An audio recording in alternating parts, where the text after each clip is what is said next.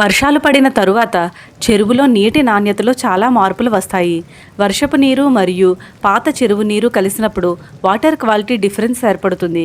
దీనిని నివారించడానికి పాండ్కి ఏరేషన్ ఇవ్వడం చాలా ముఖ్యం. ఇది నీటిలో ఆక్సిజన్ స్థాయిలను పెంచి వాటర్ క్వాలిటీ పారామీటర్స్ను మెయింటైన్ చేయడంలో సహాయపడుతుంది. తరువాత 1 ఎకరానికి 40 కేజీల అగ్రికల్చర్ లైమ్ వాడాలి. దీనివలన నీటి pH సరిగ్గా ఉండి రొయ్యలకు అనుకూలమైన వాతావరణం ఏర్పడి చెరువులో ఉన్న ఆర్గానిక్ మ్యాటర్ డికంపోస్ట్ అవుతుంది. అదే సమయంలో రొయ్యల ఇమ్యూనిటీని పెంచడానికి ఉదయం పూట ఫీడ్లో విటమిన్ సి 5 నుంచి 10 గ్రాములు, రెండో ఫీడ్లో amino acids, growth promoters, immunity boosters ఇవ్వాలి. వర్షం పడిన మరుసటి రోజు పాండ్ బాటం నాణ్యతను కాపాడటానికి ప్రోబయోటిక్స్ వాడటం చాలా అవసరం.